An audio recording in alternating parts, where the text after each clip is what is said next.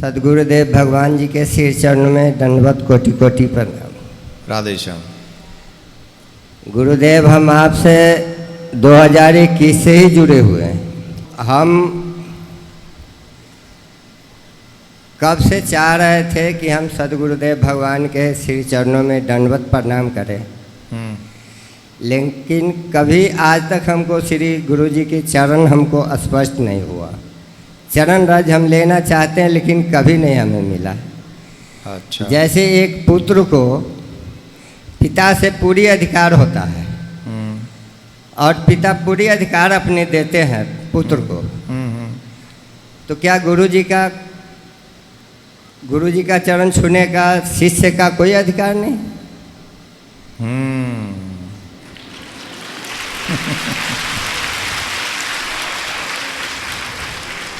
आगे प्रश्न करो। प्रश्न क्या है?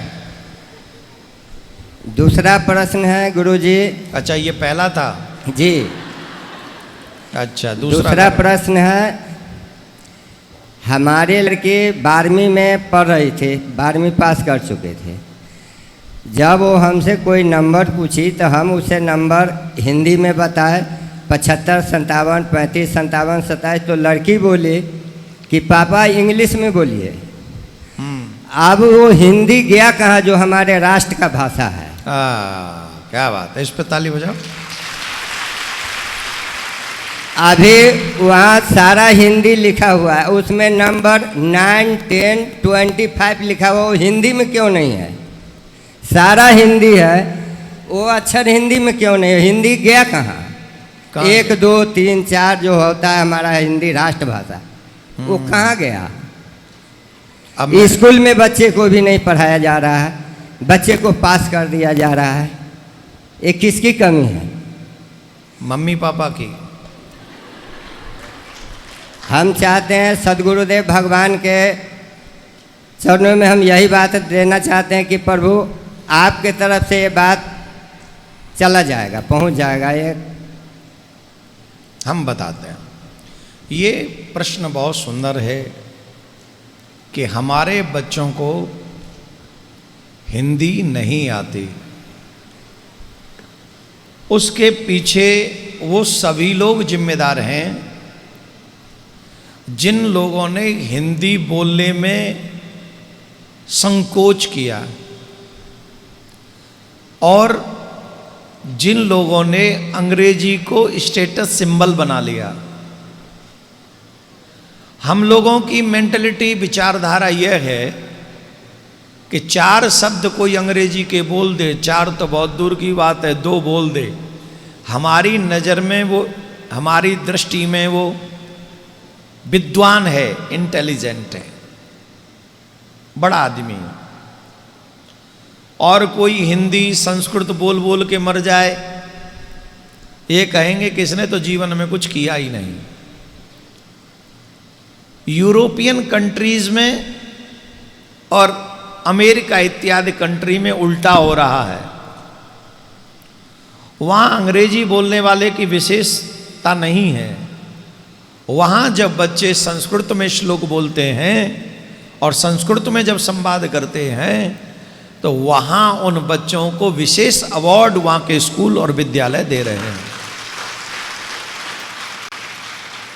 इन सब बातों से एक बात तो समझ में आ गई कि हम लोग तो गिरावट की ओर हैं और वो लोग उत्थान की ओर हैं।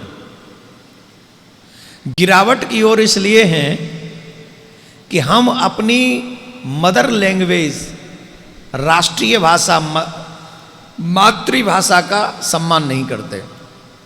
इवन आप देख लीजिए, हिंदी मीडियम स्कूल की फीस कम है, इंग्लिश मीडियम स्कूल हमारे बच्चों का, माँ बाप का शोषण कर रहे हैं।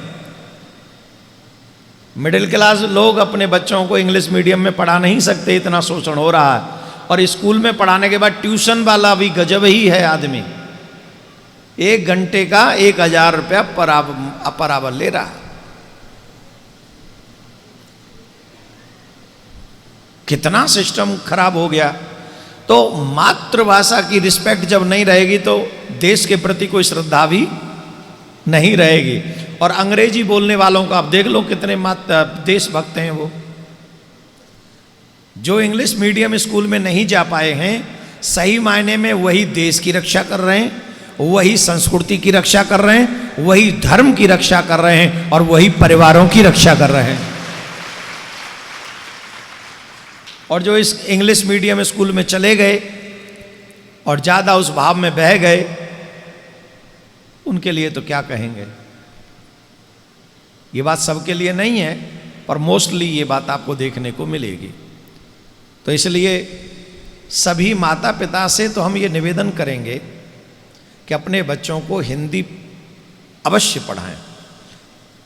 हम जब विदेश जाते हैं हमको बड़ी समस्या होती है, ये तो गुजराती छे, ये हिंदी नहीं बोलता, ये तो कर्नाटक का है, ये हिंदी नहीं समझता, ये फलाने हैं। लेकिन जब हम इस देश के हैं तो जब हिंदी समझेंगे तो पूरा देश एक दूसरे से जुड़ा होगा। और आप विश्व के किसी भी कोने में आएंगे, जब हम जैसे लोग आपके मध्य आएंगे तो आप हमारी भाषा समझेंगे, हमारा भाव समझेंगे और हम सब के लिए ये बहुत शुभ हो जाएगा। तो इसलिए हिंदी मस्ट करनी चाहिए, पहली बात। और हम तो एक ही निवेदन करेंगे, हिंदी मीडियम स्कूल में अपने बच्चों को पढ़ाना प्रारंभ करो। इंग्लिश प्रत्येक हिंदी मीडियम स्कूल में होती ही है। बड़े बड़े ये जो कॉन्वेंट वाले स्कूल हैं इन्हें इग्नोर करना प्रारंभ करो। इन्होंने ही सत्यानाश कर रखा है हमारे देश का। तो जब इनको आप इग्नोर कर देंगे तो हमको लगता है आपके घर में संस्कृति बची रहेगी, आपके घर में पर्दा भी बचा रहेगा, आपके घर में बच्चों का आदर भी बचा रहेगा। तो पहला काम तो ये करें, हिंदी भाषा में ये अपनी गिनती इत्यादि आनी चाहिए। 1 2 3 4 5 6 7 8 9 10 11 12 13 14 15 16 17 18 19 20 21 22 23 24 25 26 27 28 29 30, ऐसे ही 64 65 67 68 69 70 71 72 73 74 75। तो 75 को भी मैं 75 कह सकता हूँ, 74 को मैं 74 कह सकता हूँ, 68 को मैं 68 कह सकता हूँ और 44 को 44 कह सकता हूँ। तो I know English counting also, और हमें भगवान की कृपा से 74 भी आते हैं, तो हिंदी भी बोल सकते हैं। दोनों ही बातें हो गई। ये तो हो गया कि हमें अपने घर में जब इंग्लिश मीडियम स्कूल में बच्चे नहीं हिंदी पढ़ाई जा रही हो तो कम से कम घर में हिंदी अवश्य सिखानी पढ़ानी, अगर हम अपने बच्चों को देश से और संस्कृति से जोड़ना चाहते हैं तो। पहली बात। एक और प्रश्न किया था जो आपका पहला था, और ये दर्द ऑलमोस्ट सभी शिष्यों को है कि आप चरण नहीं छुआते। कौन कौन छूना चाहते हैं चरण?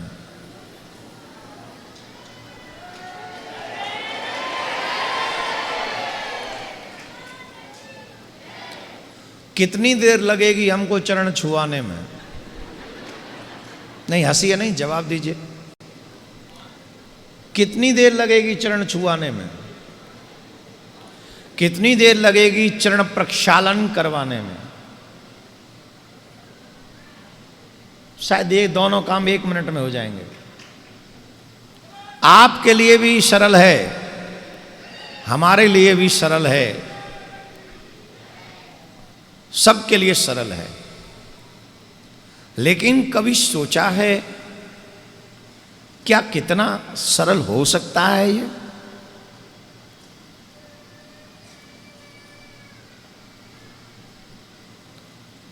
ले लिए चरण, आपने चरण धूल ले ली, पाप कट जाएंगे?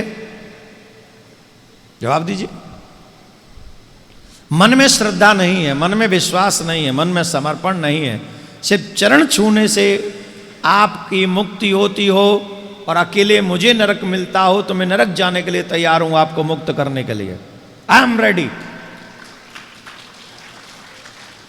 मैं तैयार हूं।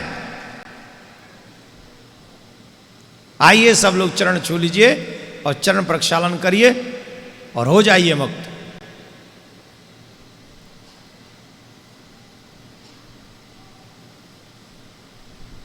ये संभव नहीं। अगर आपके मन में सच्ची निष्ठा है, आपके मन में सच्चा विश्वास है, नेत्र बंद कीजिए और नेत्र बंद करके आप सोचिए कि मैं गुरुदेव के चरणों में बैठा हूँ और गुरुदेव के चरणों का स्पर्श कर रहा हूँ, उनकी चरण सेवा कर रहा हूँ। तो आपको जो पुण्य चरण छूने से मिलेगा वही पुण्य आपको मानसिक गुरुदेव के चरण छूने से प्राप्त हो जाएगा।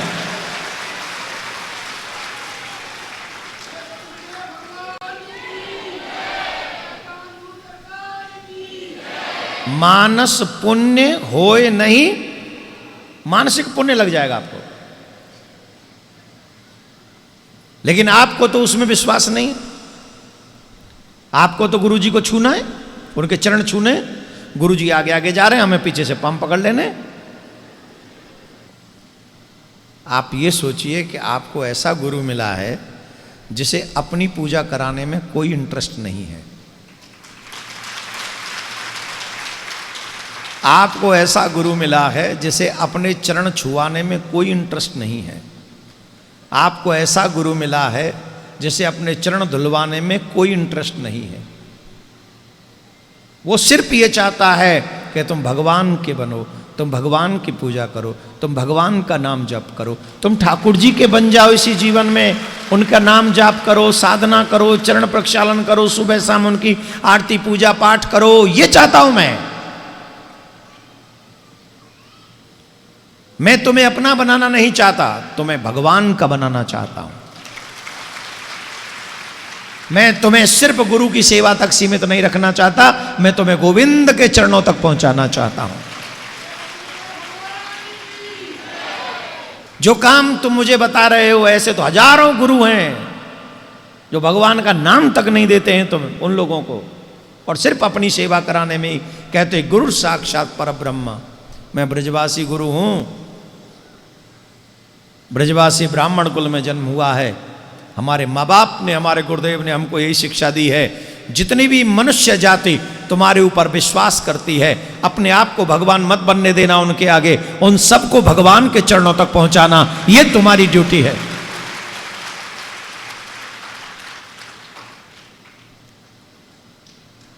अगर आप पुण्य लेना चाहते हैं तो वैसे मिल जाएगा। मानसिक नित्य वंदन कीजिए, पूजन कीजिए, आपको उसका लाभ मिलेगा। लेकिन गुरु आज्ञा गरियसी, गुरु की आज्ञा का पालन कीजिए कि प्रिया कांत जू का दर एक क्षण के लिए भी छूटना नहीं चाहिए। प्रिया कांत जू ही मेरे हैं, इनको छोड़कर मैं किसी के आगे नहीं हाथ फैलाऊंगा। जिस दिन ये दृढ़ विश्वास हो जाएगा, आप जीते जी भगवान के स्वधाम के लिए प्रस्थान करें।